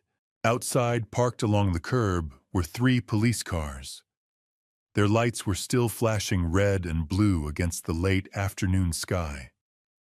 The sight was surreal, almost beautiful in a strange way. And there in the back of the second car I could see him. Justin. He was sitting with his hands cuffed behind his back, his head down, staring at his lap. Even from this distance, even through the tinted window, I could see the slump of his shoulders, the defeat in his posture. In the third car sat Alexis. Her platinum blonde hair was a mess, now her expensive dress wrinkled. She was crying. I could see her shoulders shaking. Unlike Justin, who seemed to have folded into himself, Alexis was fighting. She was leaning forward, her mouth moving rapidly, probably still trying to talk her way out. But there was no talking out of this. Not anymore. Tom appeared beside me, following my gaze. He didn't say anything at first. "They'll be processed tonight," he said, finally, his voice quiet. "Held without bail, most likely. The evidence is overwhelming. Detective Martinez said they're looking at 25 to life for Justin, 15 to 20 for Alexis as an accomplice." I nodded but didn't speak. "You did the right thing, Charles," Tom continued. "You saved Madison's life. You saved Lily's future. Justin made his choices. This is on him, not you." "I know," I said, and I did know. But understanding something intellectually and feeling it emotionally were 2 different things. Behind us, I could hear Madison laughing. The sound was light, free, unburdened. That laugh alone was worth everything I'd done. But it didn't erase the fact that the man sitting in that police car was my son. Eleanor would have hated this," I said quietly. "She always believed he could be saved. Even when he was at his worst, she always said there was still good in him somewhere." "Maybe Eleanor was wrong," Tom said gently. "Maybe there was never anything to save. Or maybe some people choose to be beyond saving." I thought about all the chances I'd given Justin over the years, the money I'd lent that he never paid back, the jobs I'd helped him get that he'd quit or been fired from, the lies I'd forgiven.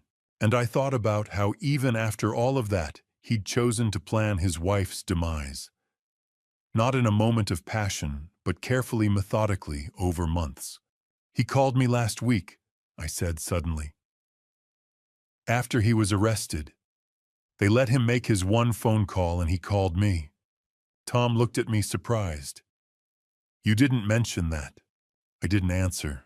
I saw his name and I just couldn't. I let it go to voicemail. "Did he leave a message?" "Yes." I pulled my phone from my pocket and pressed play. I'd listened to it only once. Justin's voice came through the speaker, tight with fury. "Dad, it's me. I know you probably won't answer, but I need you to hear this. What you did exposing me like that, humiliating me, that was cruel. That was vindictive. I'm your son. You were supposed to protect me, not destroy me. Madison wasn't even that sick. The digoxin wasn't going to—" He cut himself off, realizing what he was admitting. Then his voice became pleading. "Dad, please. You have to help me. Tell them this was all a misunderstanding. Tell them Madison was already sick, that I was just trying to help her. Tell them—" The message cut off. He'd run out of time. Tom was staring at me. He still doesn't get it. Even now, he still doesn't understand what he did wrong. "No," I said quietly, ending the recording. "He doesn't, and I don't think he ever will." I looked back out the window. The officer was now opening Justin's car door, helping him out. They were getting ready to transport him to the station. Justin stood on the sidewalk, his hands still cuffed. For a moment he looked up, not at the church exactly, but in this general direction. I couldn't see his eyes from this distance, couldn't read his expression. But I imagined I could feel the weight of his hatred, his conviction that I was the villain in this story. Maybe in his mind I was. "Do you regret it?" Tom asked. "Any of it?" I thought about that question as I watched Justin being guided into the transport vehicle. Did I regret exposing my son? Did I regret destroying what remained of our relationship? "No," I said finally. "I regret that it came to this. I regret that Justin became the kind of man who could plan something so evil. I regret that Eleanor didn't live to see her grandchildren grow up safe. I regret a lot of things." I paused, watching the transport vehicle pull away from the curb. "But I don't regret saving Madison and Lily. I would do it again, 1,000 times." The vehicle turned the corner and disappeared. Just like that, Justin was gone. Not deceased, but gone from my life in every way that mattered. I would probably never see him again, except maybe in a courtroom, separated by barriers and guards. Behind me, someone called my name.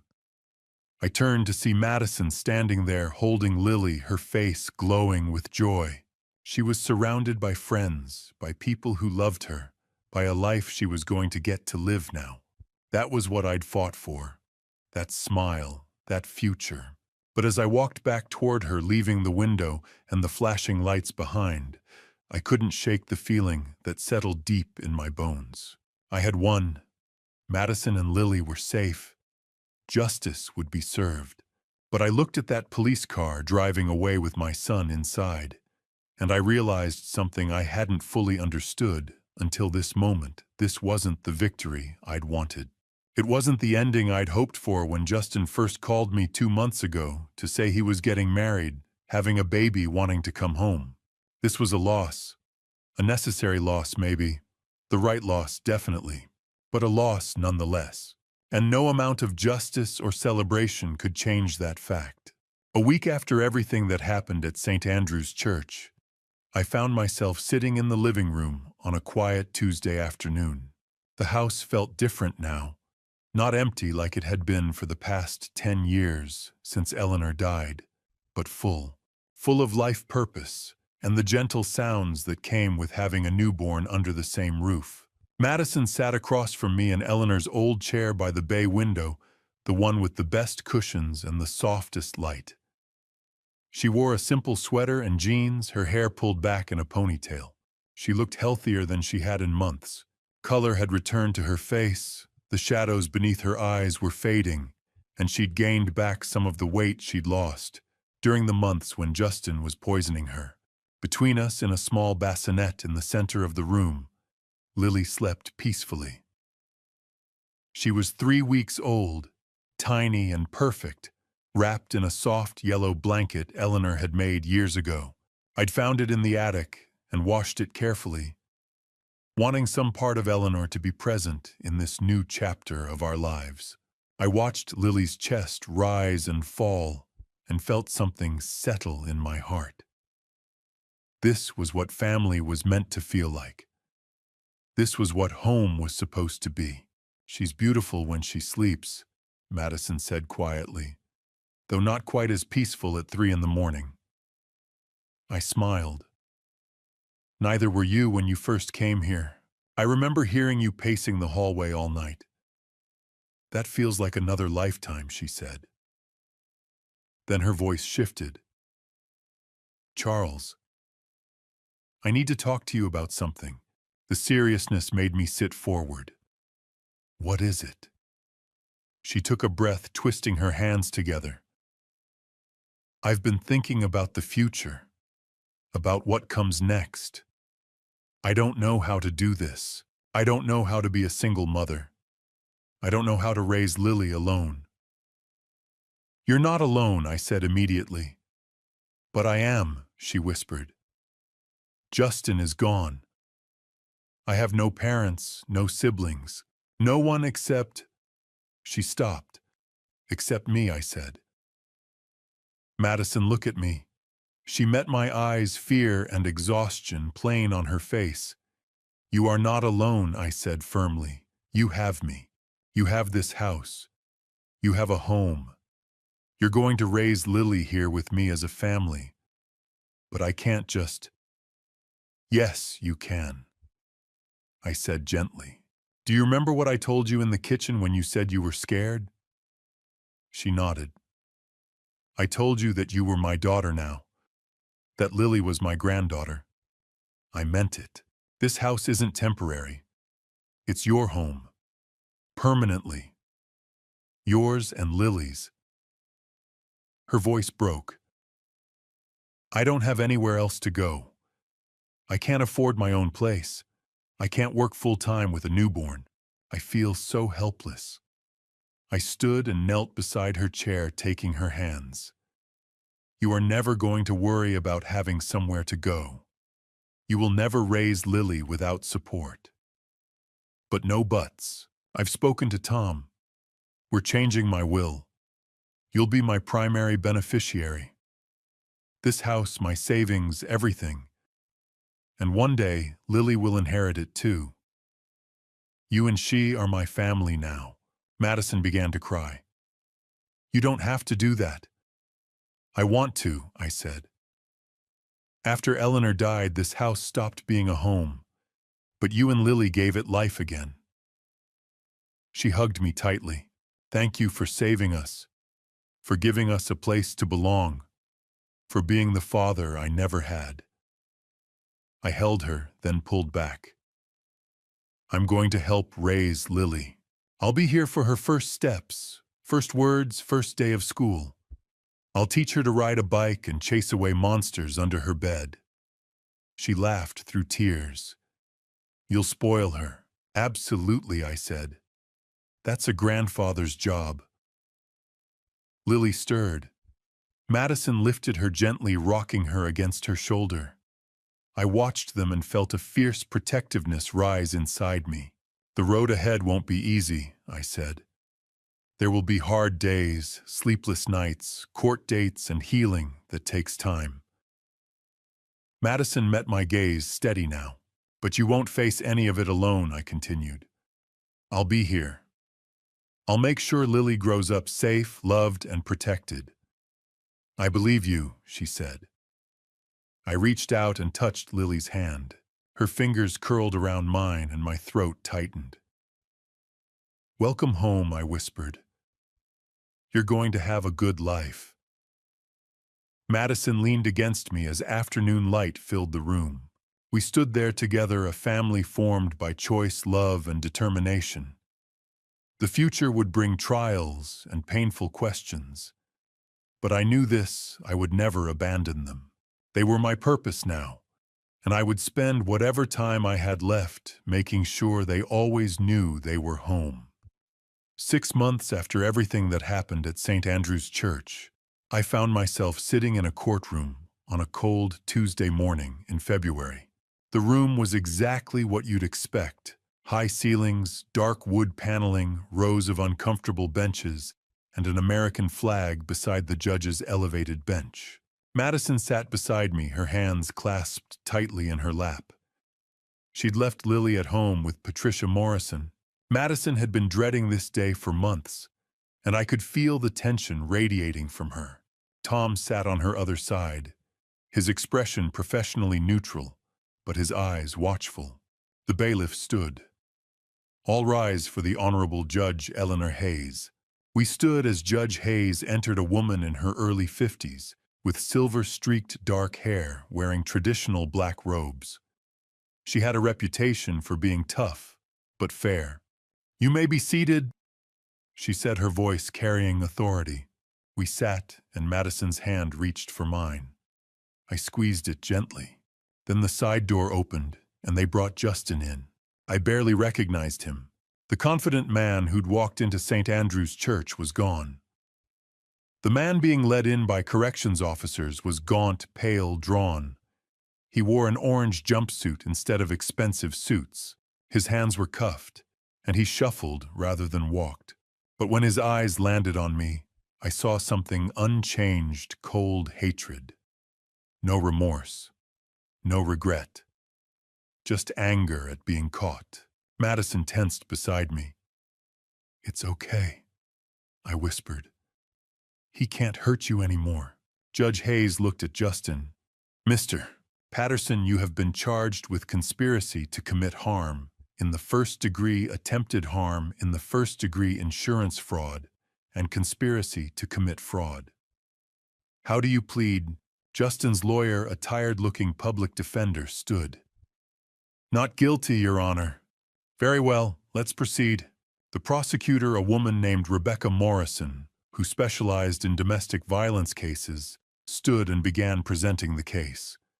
She was methodical, devastating: the recordings, the laboratory analysis, the bank records, the search history, the handwritten notes. The trial lasted 3 days. Madison had to testify on the second day.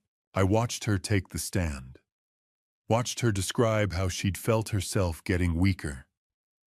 How she'd trusted her husband with those pills every morning.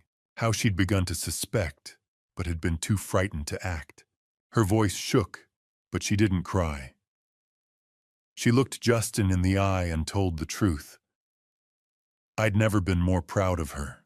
Justin's lawyer tried to create doubt, tried to suggest the recordings were out of context, that Justin never intended to follow through. But there was too much evidence, too many pieces that fit together perfectly. On the third day, the jury deliberated for less than 4 hours. Guilty on all counts.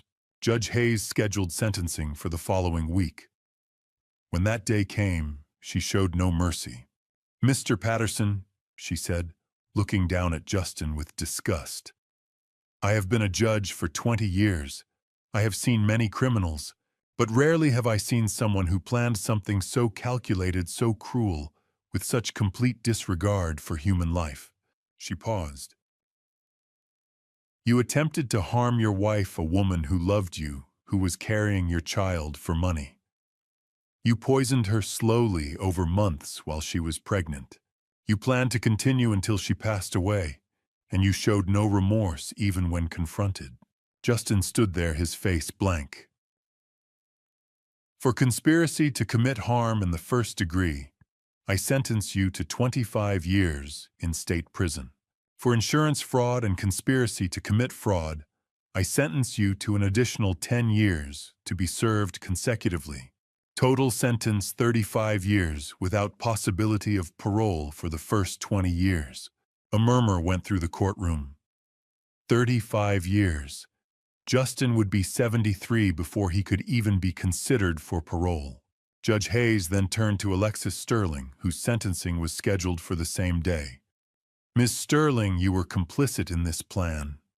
You knew what Mr. Patterson was doing. You encouraged it, and you stood to benefit financially. For your role as an accomplice, I sentence you to 15 years in state prison. Alexis broke down crying, but Judge Hayes was unmoved.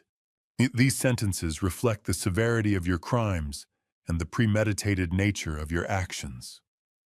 Court is adjourned. The gavel came down with a sharp crack. The corrections officers moved forward to take Justin away. As they led him past our row, he stopped for just a moment and looked at me. His eyes were empty cold. He opened his mouth as if to say something, then seemed to think better of it. He just shook his head slightly and allowed himself to be led away. That was the last time I saw my son. Outside the courthouse, Madison collapsed against me, finally letting herself cry. "It's over," she kept saying. "It's really over." "Yes," I said, holding her while Tom stood nearby. "It's over." But as we walked to the car, as we drove home through the February cold, I felt something hollow in my chest. Justice had been served. Justin would spend decades in prison. Alexis would face consequences. The legal system had worked exactly as it should. But justice didn't bring me happiness. It didn't erase the fact that my son was a monster. It didn't give me back the family I'd hoped for when Justin first called me last July. Justice was closure, nothing more. A door closing on a chapter of my life that I'd never wanted to write. 1 year after everything that happened, Madison went back to work. But she wasn't the same lawyer who'd left her job when she'd gotten too sick to continue. She'd changed, not just survived, but transformed. It was a warm August afternoon when I drove her to her new office for the first time. Not the corporate law firm where she'd worked before, but a nonprofit called the Women's Protection Foundation, housed in a modest building downtown. "Are you nervous?" I asked as we pulled into the parking lot. Madison looked at the building, then at Lily strapped in her car seat playing with a stuffed rabbit. "No," she said finally. "I'm ready." And she was. Madison had spent months since the trial rebuilding herself, finding purpose in what she'd survived. She'd reached out to the foundation, told them her story, and asked how she could help. They'd offered her a position immediately. But Madison didn't stop there. 3 months ago, she'd come to me with a proposal. "I want to start a fund to help women escape situations like mine. Women who don't have resources, who don't have family, who don't know where to turn." "What would you call it?" I'd asked. "They're Lily's Hope Fund," she'd said. "Because Lily is my hope. And I want to be hope for other women." We'd worked with Tom to set it up a nonprofit, providing legal assistance, temporary housing, and financial support for women leaving abusive situations. I donated the seed money. Madison had thrown herself into fundraising, speaking at events, writing articles, and people listened. Her story had made national news. But Madison didn't let herself be defined as just a victim. She used her platform to advocate, to educate, to change things. Her new office reflected that mission. Photographs of Lily covered her desk. Lily as a newborn, learning to crawl, taking first steps. Filing cabinets held cases. A bookshelf was lined with legal texts on domestic violence law. A bulletin board displayed thank you notes from women she'd already helped. Over the following weeks, I watched Madison throw herself into the work. She took cases other lawyers wouldn't touch: women with no money, complicated situations, abusers with expensive legal teams. She fought with fierce determination. I accompanied her to court, sometimes watching her present arguments cross-examine witnesses stand up to dismissive judges. She was brilliant, sharp, prepared, passionate, and believable. When she told a judge her client's life was in danger, everyone knew she understood exactly what that meant. One afternoon, I attended a conference where Madison was speaking. The room was packed: lawyers, social workers, advocates, survivors. Madison stood at the podium in a navy suit, confident. "My name is Madison Patterson," she began, "and a year ago my husband tried to poison me to collect my life insurance." The room went silent. She told her story simply, factually. But she made everyone understand how she'd been isolated, made to doubt herself, how the system had almost failed her. "I survived because I had someone who believed me," she said, her eyes finding mine. "My father-in-law saw what was happening and refused to look away. Not every woman has that.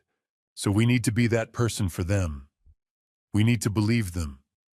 We need to act." The applause was thunderous. After the conference, people swarmed her, lawyers, referring cases, donors, contributing to Lily's Hope Fund, survivors thanking her. I stood back and watched, pride swelling in my chest. At home, life had settled into comfortable rhythm. Lily was 19 months old now, on the verge of turning 2. She'd started talking simple words at first, then short phrases, and now constant chatter. "Grandpa," she'd call every morning when she woke up, arms outstretched, ready to start the day. I taught her things: how to stack blocks, identify colors, be gentle with the cat that had wandered into our yard and decided to stay. I read her books before bed, took her to the park, showed her how to water the flowers in Eleanor's garden. She was growing up, loved, safe, surrounded by people who would protect her. Everything I'd fought for. One evening, Madison and I were in the living room, her working on a case, me reading the newspaper, Lily playing with toys between us. Ordinary, peaceful, perfect. "Charles," Madison said, looking up, "I never thanked you properly." "You've thanked me 100 times. Not for saving my life. I mean for showing me that I could be more than what happened to me. For showing me I could take this terrible thing and turn it into something meaningful." I looked at her, this woman who'd been so sick, so scared, so broken a year ago. Now she was strong, purposeful, making real difference. "You did that yourself," I said. "I just gave you a safe place to heal. You gave me more than that. You gave me hope. You gave Lily a future. You gave me a reason to fight." Lily toddled over, then climbing into my lap with determination. "Grandpa," she said, patting my face. "Love you. I love you too, little one. Six no come." I said, my throat tight. Madison watched us, tears in her eyes, good tears. She had transformed her pain into strength. She'd turned her desperation into hope for others. She'd survived something that should have destroyed her and had come out not just intact, but powerful. That was her real legacy. Not what had been done to her, but what she'd chosen to do with it. And watching her work, watching her fight, watching her raise Lily with love and determination, I knew that Eleanor would have been proud. I was certainly proud, more proud than I could ever express. Madison had turned her tragedy into triumph. She'd become a warrior for others, a voice for the voiceless, a lifeline for women who needed someone to believe them. Now, on a warm afternoon in August, 2 years after everything changed, I sit in the garden behind my house, Eleanor's garden, though I've tended it myself for over a decade. The roses are blooming pink and white and deep red, exactly the way she liked them. 30 feet away on the grass under the old oak tree, Madison and Lily are playing. Lily is almost 3 now, a little girl with dark hair like her mother's and a personality that grows bigger every day. She's wearing a yellow sundress, dirt on her knees from digging in the flower bed earlier. Madison sits cross-legged on a blanket, laughing, as Lily runs in circles, arms spread wide like an airplane. The sound of that laugh, free, unburdened, genuine, still catches me sometimes. 2 years ago, I wasn't sure Madison would ever laugh like that again. I watch them and feel something settle deep in my chest. Peace, maybe. Or the quiet satisfaction of knowing I made the right choices even when those choices cost me dearly. I think about Eleanor often these days. She's been gone for 12 years now, but some afternoons, sitting here in her garden, I can almost feel her presence. I wonder what she would think of everything that's happened. Would she be proud of me for protecting Madison and Lily? Or would she be heartbroken that I exposed our son? I like to think she'd understand. Eleanor always had a fierce protective instinct. She would have loved Madison and Lily. She would have fought just as hard as I did. And Justin, I think about him too, though less often than I used to. He's in a maximum security prison 300 miles from here. I haven't visited. He hasn't asked me to. Tom tells me Justin shows no remorse, that prison hasn't changed him. I'm not surprised. Justin made his choices long before he ever met Madison. Maybe those choices started when he was 7 years old, telling his first lies. Maybe earlier with something broken inside him that Eleanor and I never understood. Or maybe some people simply choose to be beyond saving. Not because they can't change, but because they don't want to. I tried to save Justin for 38 years. I gave him chances, money, forgiveness, love. And he took all of it and used it to hurt others. But Madison wanted to be saved. She fought to survive even when she didn't know I was fighting for her. She took the second chance she was given and turned it into something beautiful. That's the difference. That's what I've learned. My grandpa. Lily's voice pulls me from my thoughts. She's running toward me, her little legs pumping, her face flushed and happy. Grandpa, watch. She stops and does a clumsy cartwheel, really just throwing her hands down and kicking her legs up. She lands on her bottom and giggles. "Well, that was excellent," I tell her seriously. "The best cartwheel I've ever seen." "Mommy taught me," Lily announces, then runs back to Madison. Madison catches my eye and smiles. She looks healthy, strong, happy. She's wearing a t-shirt from a charity run she organized for Lily's Hope Fund. Her hair is pulled back in a ponytail. She waves at me and I wave back. This is my family now. Not the family I was born into, not the family I created with Eleanor, but the family I chose. The family I fought for. And sitting here watching them play in the golden afternoon light, I realize something. I have no regrets. I don't regret exposing Justin. I don't regret destroying whatever relationship we had left. I don't regret watching my son being led away in handcuffs. Because every choice I made, every step I took, it was all for this. For Madison's laugh. For Lily's cartwheels. For peaceful afternoons in a garden that's no longer just a memorial to the past, but a celebration of the present. If I could go back knowing everything I know now, I would make the same choices. Every single one. I think about legacy often these days. I'm 68 years old now, and I'm aware that time is finite. Eventually, I'll leave this world, and something will remain behind. For years, I thought legacy meant money, assets, property. Things I could leave behind in a will, things that could be measured and divided. But watching Madison and Lily now, I understand that I was wrong. Legacy isn't what you leave behind in a bank account. Legacy isn't the house or the investments. Legacy is love. It's the people you protect, the lives you change, the hope you give to those who've lost it. Madison's work at the Women's Protection Foundation, that's part of my legacy now. Every woman she helps, every child she saves, carries forward something I started when I chose to believe her. Lily's future, whatever she becomes, that's part of my legacy too. She'll grow up knowing she was loved, knowing she was worth fighting for, knowing that family isn't just about blood, but about choosing each other every day. That's what matters. That's what will remain long after I'm gone. Lily runs over to me again, climbing into my lap without asking permission. She's at that age where she still fits perfectly, where the world is simple and safe. "Tell me a story, Grandpa," she says, settling against my chest. "What kind of story?" "A princess story," she declares. "With a brave princess who saves everyone." I smile and begin. "Once upon a time, there was a princess who was very strong and very brave." As I tell the story, making it up as I go, I hold Lily close and watch Madison gathering their picnic blanket, preparing to come inside for dinner. This is my legacy. Not money, not property, not even justice, though justice was necessary. My legacy is love. And that's the only thing that truly matters. The snow fell softly outside the windows on Christmas Eve 2025.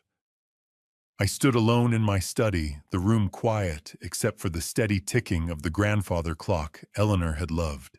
2.5 years had passed since that day at St. Andrew's Church. I was 70 years old now. The man in the mirror had more gray hair and deeper lines around his eyes, but there was peace there too. A calm I hadn't known in years. On my desk lay 2 documents that defined what I would leave behind. The first was my last will and testament prepared with Tom over the past month. The language was simple and final. To Madison Wells, Patterson, my daughter, in every way that matters, I leave my home at 47 Elderwood Avenue, along with all financial assets, investments, and property in my name. I further establish the Lily Eleanor Patterson Education Fund,